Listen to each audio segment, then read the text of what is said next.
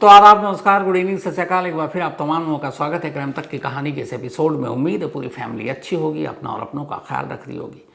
सबसे पहले thank you, शुक्रिया। बहुत सारे लोगों के मेल आए कि तबीयत ठीक है, कहाँ है। उसकी वजह ये थी कि थर्सडे, फ्राइडे, सैटरडे 3 दिन तक मैं गायब था। थर्सडे शूट पे मथुरा जेल गया हुआ था। फ्राइडे 15 अगस्त आज़ादी का दिन और 16 अगस्त जन्माष्टमी की भी छुट्टी थी। तो मैंने भी कहा मौका अच्छा है, छुट्टी ले लो, तो इसलिए छुट्टी लेकर घर पर था। और आज हाजिर हूँ वापस उसी कहानी के सिलसिले के साथ। लेकिन आज की कहानी आपको सुनाऊं उससे पहले एक दूसरी कहानी जिसमें पुलिस का जो रवैया है अजीब सा, वो आपके सामने रखना चाहता हूँ। कहानी भवानी की एक 19 साल की लड़की जिसका नाम मनीषा है उसकी। मनीषा जिसने 12th पढ़ाई करने के बाद एक प्ले स्कूल में एक टीचर की नौकरी की। उसका सपना था नर्सिंग का कोर्स कर नर्सिंग अफसर बनने का। 19 साल की मनीषा 11 अगस्त को घर से स्कूल के लिए निकलती है। प्ले स्कूल में वो पढ़ा रही थी छोटे छोटे बच्चों को। वहाँ से फिर वो दोपहर को, बल्कि सुबह घर से निकलने के दौरान अपने फादर को कहकर जाती है कि मैं नर्सिंग का फॉर्म भरने के लिए कॉलेज जाऊँगी। फादर भी, उन्होंने कहा कि तुम पढ़ने लिखने में तेज हो, तुम्हें जो बेहतर लगे वो करो। तो वहाँ से निकलती है और फिर स्कूल के बाद वो शायद उसी कॉलेज की तरफ निकल पड़ती है। हालांकि कोई गवाह नहीं है। दोपहर को लगभग 12 से 1 के दरमियान में मनीषा के फादर के मोबाइल पर एक कॉल आता, सिर्फ 10 सेकंड के लिए, लेकिन बातचीत नहीं हो पाती। उसके बाद मोबाइल बंद। अब वो काफ़ी कॉल करते हैं लेकिन मनीषा उठाती नहीं है। परेशान बाप, उसे फिर मालूम था प्ले स्कूल की छुट्टी हो चुकी है और उसे फॉर्म भरने कॉलेज जाना नर्सिंग का। वो उसी कॉलेज पहुंचते हैं, वहाँ पता करते हैं, पूछते हैं। वहाँ कहता है कि भाई यहाँ तो कोई मनीषा नाम की लड़की नहीं आई। तभी वो इधर उधर गुजर रहे थे तो देखा कि कॉलेज में 3 लड़के शराब पीकर बैठे हुए हैं। उन्हें बड़ा अजीब लगा। फिर उन्होंने कहा कि आप एक बार CCTV कैमरा देख लीजिए, शायद उसमें मनीषा दिख जाए।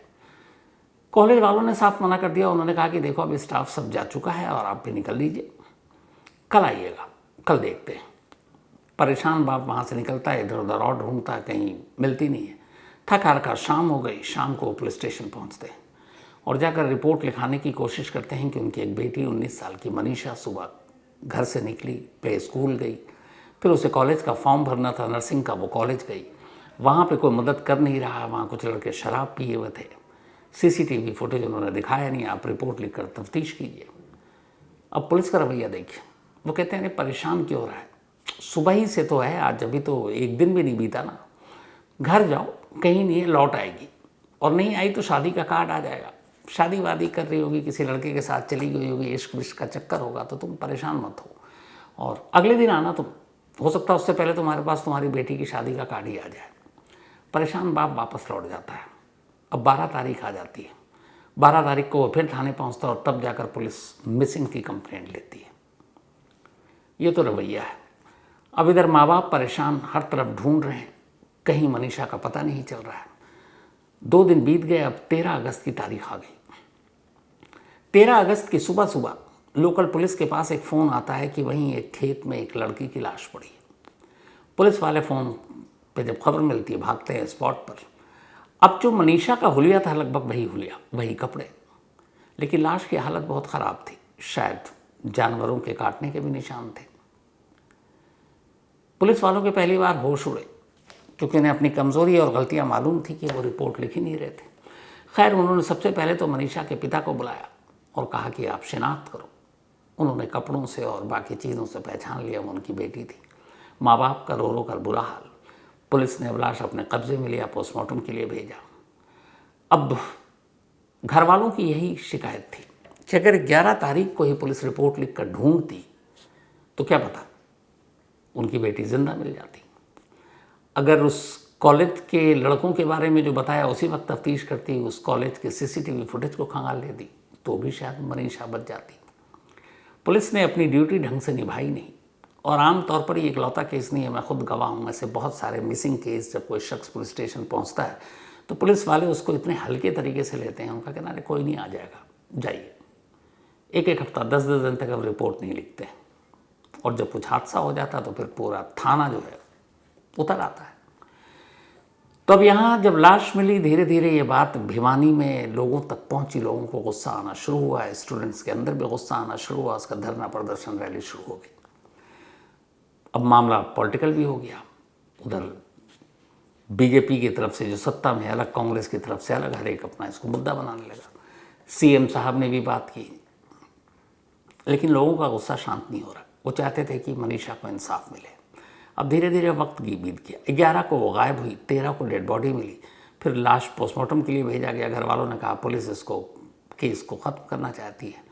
फिर दोबारा पोस्टमार्टम हुआ मनीषा का। अब दोबारा पोस्टमार्टम होने के बाद भी अभी तक मौत की सही वजह सामने नहीं आई।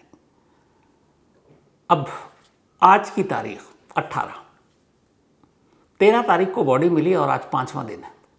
कमाल देखिए भिवानी या हरियाणा पुलिस का। आज अचानक सोशल मीडिया पर एक सुसाइड नोट तैरने लगा। रोमन इंग्लिश में लिखा था, टोन हरियाणवी था, उसमें कोई नाम नहीं है, लेकिन उस सुसाइड नोट को मनीषा का बताया जा रहा है और ख़ुद पुलिस वालों ने इसको एक तरह से लीक कराया। और उस पूरे सुसाइड नोट का जो एक तरह से मजमून है वो यही है कि मैं नर्सिंग अफसर बनना चाहती थी, मैं कर नहीं पाई, मैं ये नहीं, मैं बड़ा आप लोगों को कुछ खुशियाँ नहीं दे पाई, ये सारी चीज़ें। अब कमाल ये है कि एक तो ये जो दिखाया कि ये नोट है आखिरी मरने से पहले का, वो फोटोकॉपी है, ओरिजिनल नहीं है। एक शख्स जो अपनी जान देने जा रहा हो और ऐसा कोई नोट लिखता है तो फोटो स्टेट कॉपी करा के अपने पास एक ही कॉपी नहीं रखेगा ना, फिर ओरिजिनल भी तो होगा, कहीं ओरिजिनल नहीं। दूसरी बात, 13 अगस्त को बॉडी मिलती है, आज 18 अगस्त है। उस जगह की पुलिस ने सारी सर्च किया, तलाशी ली, जहां खेत पे मिला। 5 दिन तक ये नोट कहाँ था, पुलिस के पास जवाब नहीं है। 5 दिन बाद अचानक छम से ये कहाँ से नोट आ गया, और वो भी ऐसा कि जो फोटोकॉपी है, जवाब नहीं है। अब जब ये सारी चीज़ें हुई तो लोगों का गुस्सा और भड़का। उधर पंचायत बैठी, और हरियाणा में आपको पता है पंचायत कितनी ताकतवर है। अब धीरे धीरे इधर सरकार के कानों तक पहुंची, मुख्यमंत्री ने भी बयान दिया, विपक्ष नेता भी आए, हुड्डा एक्स सीएम जो हैं कांग्रेस के वो भी उतर गए। अब ये हुआ कि नहीं, इंसाफ होना चाहिए, सीबीआई को मामले की जांच होनी चाहिए। तब सरकार ने अब वहाँ के एसपी, कुछ पुलिस वालों को एसपी का ट्रांसफ़र कर दिया, कुछ पुलिस वालों को सस्पेंड कर दिया, लीपापोती शुरू हो गई। लेकिन मनीषा की मौत कैसे हुई अब भी एक मिस्ट्री है। और कमाल या बेशर्मी देखिए कि अभी कुछ घंटे पहले हरियाणा पुलिस की तरफ से एक प्रेस नोट जारी होता है उनके प्यारों की तरफ से, और उसमें यह है कि बहुत सारे मीडिया, सोशल मीडिया, यूट्यूब पे मनीषा को लेकर स्टोरी चल रही है जो आधी अधूरी है, बिना पुलिस से कंफर्म किए हुए चलाई जा रही है। अगर ऐसी स्टोरी चली या किसी ने फॉरवर्ड किया तो ऐसे तमाम लोगों के खिलाफ हरियाणा पुलिस एक्शन लेगी। मतलब अपना काम उन्होंने ढंग से नहीं किया, वक्त पर एफआईआर दर्ज नहीं की, 24 घंटे बाद मिसिंग कंप्लेंट लिख रहे हैं, लाश मिलने के 5 दिन के बाद अचानक एक सुसाइड नोट पेश किया जा रहा है। मौत की वजह क्या है ये पता नहीं है। उस जिस कॉलेज के बारे में माँ बाप बात कर रहे हैं उस कॉलेज में भी पुलिस ने जाने की जहमत नहीं उठाई। अब उल्टे ये है कि नहीं, मनीषा की स्टोरी को अगर किसी ने भी बिना वेरिफिकेशन के चलाया, दिखाया, फॉरवर्ड किया तो एक्शन लेंगे। मतलब अब इस सिस्टम को ही क्या कहिएगा आप, कि कोई किसी के इंसाफ के लिए आवाज़ उठाए और आप उसको धमकाएंगे। और हाल के वक्त में ऐसा कई अभी बीच में बिहार पुलिस ने भी ये रवैया अपनाया था कि ये केस चल रहा है, अगर किसी ने अपनी तरफ से कुछ चलाया तो हम एक्शन लेंगे कानूनी। अब ये हरियाणा पुलिस का नया चेहरा कि कोई भी मनीषा को जो इंसाफ को लेकर चल रहा है, अगर उसमें मीडिया ने बिना, एक तो होता है कि आप पहले बात करके कंफर्म, ये है बेसिक जर्नलिज्म है, लेकिन आप उनसे बात कीजिए तो कहते हैं कि हम कुछ नहीं बता सकते, ऊपर से ऑर्डर है, नीचे वाला ऊपर वाले पर डाल देता, ऊपर वाले से कहें तो कहेगा अभी तो इन्वेस्टिगेशन चल रहा है, हम कुछ नहीं कहेंगे। तो जब आप कुछ नहीं कहेंगे तो फिर भी आप उम्मीद रखेंगे कि मीडिया खामोश रहेगी कि मौत क्या हुई, कैसे हुई, आपकी अपनी लापरवाही क्या है। जवाब कौन देगा, जवाबदेह कौन है? लेकिन ये एक नया चलन चल पड़ा है जो बड़ा ख़तरनाक है कि आप सीधे सीधे धमकाते हैं, न सिर्फ मेन स्ट्रीम मीडिया को बल्कि जो सोशल मीडिया पर एक्टिव है, जो वहाँ के लोकल हैं, जो लगातार इस स्टोरी को उठा रहे हैं। तो अभी फाइनली पोस्टमार्टम रिपोर्ट जो आएगी उसके बाद ये पता चलेगा कि यह है क्या मामला, और जैसे ही इसमें जो अपडेट होगा मैं आप तक ज़रूर पहुंचाऊंगा। तो ये तो मनीषा की इस रहस्यमयी मौत को लेकर था। अब आते हैं आज की कहानी के ऊपर। इसी साल मार्च की बात है, 5 महीने पुरानी। मेरठ की मुस्कान आप सबको याद होगा, और मुस्कान का वो सौरभ जो उसका पति। और मेरठ के एक घर से एक नीले रंग का ड्रम निकला, और उस ड्रम में मुस्कान का पति सौरभ पैक था। ऊपर से सीमेंट वेमेंट करके पैक कर दिया गया था। बाद में उस ड्रम को काटा गया, सीमेंट को हटाया गया, तब अंदर से सौरभ की लाश निकली। फिर मुस्कान अपने प्रेमी के साथ पकड़ी गई, और ये दोनों इस वक्त मेरठ की जेल में हैं। चार्जशीट मई में ही दाखिल हो चुकी है, ट्रायल अब कभी भी शुरू होगा। 5 महीने बाद अब मेरठ से करीब 250 किलोमीटर दूर राजस्थान के अलवर डिस्ट्रिक्ट के एक जगह है खैरथल तिजारा। यहाँ एक मोहल्ले में एक आदर्श कॉलोनी है, उसके घर की एक छत से एक नीले रंग का ड्रम मिला। इस ड्रम की कहानी ये है कि ये घर राजेश नाम के एक शख्स का है, जिनका प्रॉपर्टी डीलर का काम है, और उनकी पत्नी है मिथिलेश। राजेश का कभी ईंट भट्टे का भी काम था। वो कल सुबह यानी कि 17 अगस्त की सुबह छत पर गई। जब छत पर गई तो उन्हें बड़ी अजीब सी बदबू महसूस हुई। उन्होंने फ़ौरन नीचे आई, अपने किसी बच्चे से कहा कि पुलिस को फ़ोन करो। आजकल बदबू और ड्रम ये धीरे धीरे मीडिया, सोशल मीडिया के देने के लोग अलर्ट हैं। पुलिस को जैसे ही पता चला घर से बदबू आ रही है, पुलिस के भी कान खड़े हुए, वो फ़ौरन पहुंचती है और इस छत पर आ गई। अब इस छत पर ये सारी तस्वीरें लाइव। पुलिस वाले पहुंचे, वाकई छत पे बदबू थी। हर एक ने अपने नाक मुंह बंद कर लिए। अब पुलिस वाले खड़े हुए हैं छत पर। इसके बाद एक शख्स जिसको पुलिस वाले साथ लेकर आए थे, उससे कहा गया भाई ड्रम खोलो। अब वो ड्रम का ढक्कन हटाता है। जब ढक्कन हटाता है तो तेज़ बदबू और आ जाती है। फिर इसके बाद बड़ी हिम्मत करके वो पीछे हटता, फिर आगे जाता, ड्रम में हाथ डालता है। उसके अंदर एक कपड़ा था, उस कपड़े को खींच कर वो बाहर निकालता है। जब बाहर निकाल लेता है तो फिर वो एक बार और झांकता है। फिर छत पर मौजूद पुलिस वालों से कहता है कि अब अंदर कुछ और नहीं, सिर्फ एक लाश है। अब यहाँ तक की तो तस्वीर आपने लाइव देख ली। अब इसके बाद लाश की शिनाख्त, किसकी लाश है भाई ये? तो पता चला कि ये लाश इसी घर में 1.5 महीने पहले किराए पर रहने के लिए आए सूरज नाम के एक शख्स की है। सूरज उत्तर प्रदेश के शाहजहांपुर का रहने वाला 1.5 महीने पहले इस खैरथल तिजारा इलाके में, जो अलवर डिस्ट्रिक्ट में पड़ता है, वहाँ किराएदार के तौर पर रहने आया था अपनी पत्नी सुनीता और 3 बच्चों के साथ। सुनीता से उसकी शादी करीब 10 साल पहले हुई थी। सारे बच्चे 3, 4, 5 साल, इतनी उम्र है उनकी। अब लाश तो मिली, लेकिन जिस छत से ये लाश मिली उसी छत के कमरे पर ये परिवार किराए पर रहने आया था 1.5 महीने पहले। अब जब घर वालों से पूछताछ हुई और खुद घर वालों, मकान मालिक और मालकिन हैरान कि 17 अगस्त की सुबह से ही सूरज की पत्नी, उसके 3 बच्चे गायब। और इतना ही नहीं, खुद मकान मालिक और मालिकिन का अपना बेटा जितेंद्र, वो भी गायब। अब एक किराएदार जो 5 लोगों का था परिवार आकर रहा, उनमें से एक ड्रम में मिला सूरज, बाकी बचे 4, सुनीता और उसके 3 बच्चे, वो गायब, और मकान मालिक का अपना बेटा जितेंद्र, वो भी गायब। अब थोड़ी थोड़ी कहानी तो पुलिस को भी समझ में आ रही थी कि घर में छत पर ड्रम में लाश पति की। अब उस पति के 3 बच्चे, 3 बच्चों की माँ, उसकी पत्नी बच्चों समेत गायब, और मकान मालिक का एक बेटा गायब। तो फिर मामला क्या है? खैर, अब पुलिस अपनी तफ्तीश आगे करती है। तो पता चला कि जो जितेंद्र है, जो इस मकान मालिक का बेटा है, 2014 में उसकी पत्नी की मौत हो गई, यानी करीब 6, 5, 11 साल हो चुके हैं। कुछ महीने पहले सूरज अपनी पत्नी सुनीता के साथ राजस्थान पहुंचता है, इस खैरथल तिजारा इलाके में, अलवर में, नौकरी की तलाश में। वहाँ एक ईंट भट्टे की जगह पर उसे नौकरी मिल जाती है, और वो ईंट भट्टा इसी जितेंद्र के पिता राजेश का था। वो वहाँ कैशियर के तौर पर या एक सुपरवाइज़र के तौर पर काम कर रहा था। तो वहाँ आने के बाद अब सूरज ने नौकरी शुरू कर दी। वहीं पास में वो अपना घर लेकर रहने लगा, अपनी बीवी सुनीता और 3 बच्चों के साथ। अब चूंकि एक ही ईंट भट्टे में दोनों काम कर रहे थे, धीरे धीरे जितेंद्र की सूरज से दोस्ती हो गई। जब वो सूरज से दोस्ती हुई तो फिर उसके घर पे आना जाना हुआ। वहाँ उसकी मुलाकात सुनीता से हुई। इसके बाद अब जब दोस्ती बढ़ी तो सूरज और जितेंद्र आपस में बैठकर शराब भी पीना शुरू कर दी।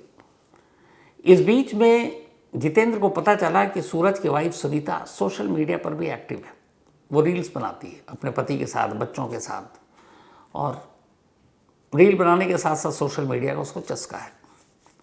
वक्त बीता, मुलाकातों का दौर चलता रहा और जितेंद्र और सुनीता में अब प्यार हो गया।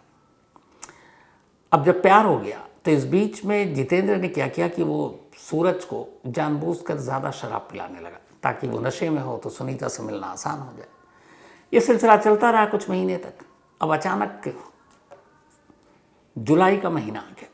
अब जुलाई में बारिश शुरू हो गई। आमतौर पर मानसून में ईंट भट्टे का काम रुक जाता है। तो जब बारिश शुरू हो गई तो अब सूरज ने तय किया कि वो अपनी पत्नी और तीनों बच्चों को लेकर वापस शाहजहांपुर यूपी पहुंच जाएगा अपने घर, और जब मानसून ख़त्म हो जाएगा तो फिर वो वापस यहाँ आ जाएगा। उसने जितेंद्र को ये बात बताई। जितेंद्र ने कहा कि मैं तुम्हें यहीं दूसरी नौकरी दिला दूंगा, क्यों जा रहे हो? क्योंकि वो नहीं चाहता था सुनीता उससे दूर रहे। उसने कहा ठीक है। अब जितेंद्र का अपना ठीक ठाक घर, पत्नी पहले ही मर चुकी, माँ बाप साथ रहते थे और उसका एक बेटा भी है। तो एक रोज़ वो सूरज, सुनीता और उसके तीनों बच्चों को लेकर अपने घर पहुंच गया 1.5 महीने पहले, और ले जाकर उसने अपने माँ बाप से कहा कि ये हमारे यहाँ छत पे जो कमरा खाली है उसमें किराएदार के तौर पर रहेगा, किराया भी दे देगा और इसकी नौकरी यहीं पे लग जाएगी। माँ बाप को लगा घर बड़ा है, कमरा खाली है, किराए के पैसे आएंगे। उन्होंने कहा ठीक है, दे दिया। अब वो पूरा परिवार वहीं सेट हो गया। सूरज इस बात से अनजान कि उसकी पत्नी सुनीता और जितेंद्र के बीच में इश्क चल रहा है। अब वो वहीं रहने लगे। इस दौरान में कई बार सुनीता ने जितेंद्र की माँ से कहा कि पहले ये शराब नहीं पीते थे, आजकल बहुत ज़्यादा पीते हैं। उसे ये पता ही नहीं कि उसे साजिशन ज़्यादा पिलाया जा रहा है ताकि वो होश में हो ना और उसको मौका मिल जाए मिलने का। तो ये सब कुछ चलता रहा। अब 5 दिन पहले अचानक एक रोज़ सुनीता अपनी मकान मालकिन यानी जितेंद्र की माँ के पास जाती है और कहती है कि ऊपर पानी आने में कुछ दिक्कत है, तो क्या आप हमें एक टंकी दे देंगी, ड्रम। अब राजेश के चूँकि ईंट भट्टे का पूरा वो था, तो वहाँ पे पानी की ज़रूरत होती, तो उन्होंने बहुत सारे ऐसे ड्रम खरीद रखे थे। अब इत्तेफाक की बात है वो सारे नीले थे। तो जितेंद्र की माँ को लगा इतने सारे घर में ड्रम में दे दो। उन्हें पता भी नहीं कि वाकई पानी के लिए मांग रही है या दिमाग में कुछ और चल रहा है। अब सुनीता वो ड्रम लेकर छत पर आ गई। ये बात है 5 दिन पहले की। अब इसके बाद वो ड्रम छत पर है, उसने अपने किचन के पास रखा। फिर आती है 16 अगस्त की तारीख, जन्माष्टमी वाला दिन। शाम तक जो सूरज है वो उस घर में दिखा। नीचे गया तो पड़ोसियों ने देखा, बच्चों ने देखा, लेकिन शाम के बाद फिर उसे किसी ने नहीं देखा। इसके बाद रात हो गई, सुबह हुई। जब अगली सुबह हुई तो फिर जितेंद्र की माँ छत पर गई, उसे बदबू आई। फिर पुलिस को कॉल किया, फिर पुलिस वाले आए, ड्रम खुला। तो जब ड्रम खुला तो उस ड्रम के अंदर ये पाया गया कि जो लाश थी, लाश के ऊपर बहुत सारे कपड़े डाले गए थे। कपड़े जब हटाए गए, जिसकी तस्वीरें आपने देखी, उसके अंदर बहुत सारा नमक डाला गया था। नमक डालने का मकसद ही ये होता है कि ताकि लाश जल्दी गल जाए।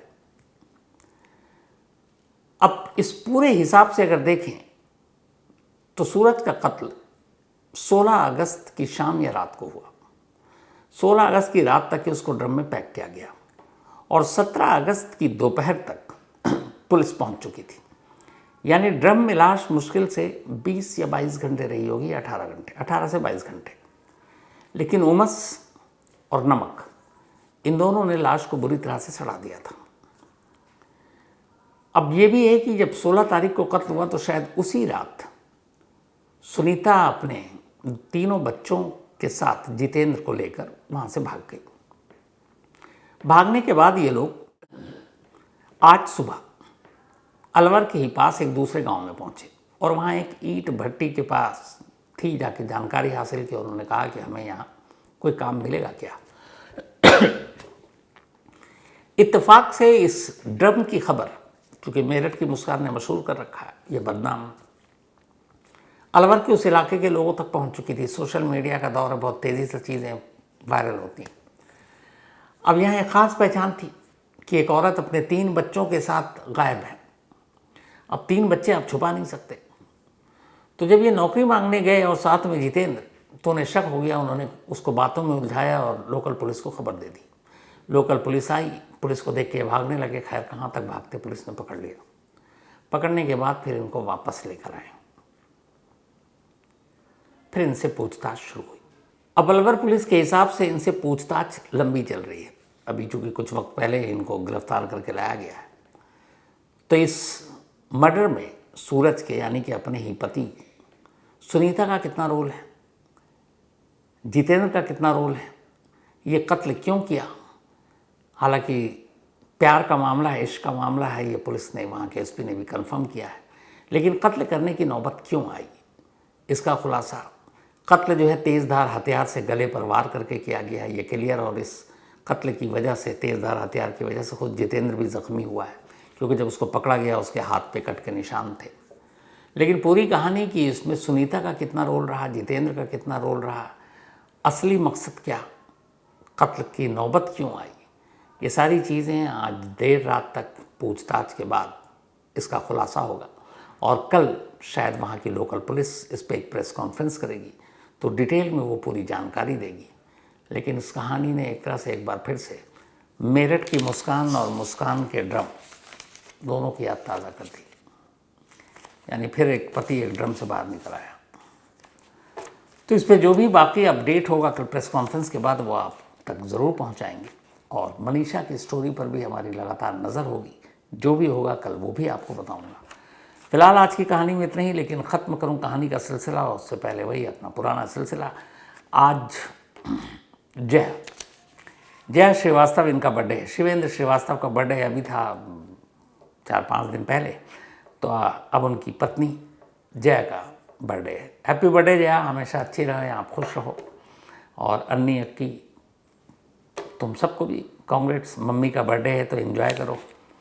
एंड शिवेंद्र, पता नहीं तुमने कुछ ख़ास तोहफा वोफा दिया है कि नहीं, लेकिन हैप्पी बर्थडे जया, दिल से हमेशा अच्छी रहना, खुश रहना, बस यही मेरी दुआ है। एक हमारे ख़ास बड़े नाजिम भाई हैं इसी दफ्तर में, मल्टीटास्कर, इनका भी बर्थडे। और ये बेहतरीन डांस करते हैं, बेहतरीन एक्टिंग करते हैं। और अमिताभ बच्चन के गानों पर तो जो इनका स्टेप होता है ना, लाजवाब होता है। और जिंदा दिल इंसान है। इत्तेफाक से इनका जिस दिन बर्थडे था उस दिन मैं यहाँ से गोल था, तो विश कर नहीं पाया। लेकिन कोई बात नहीं नाजिम भाई, पूरी हमारी क्राइम तक फैमिली मेम्बर की तरफ से नाजिम भाई आपको हैप्पी बर्थडे। आप हमेशा अच्छे रहें, यूँ ही खुश रहें, ऐसे ही जवान रहें।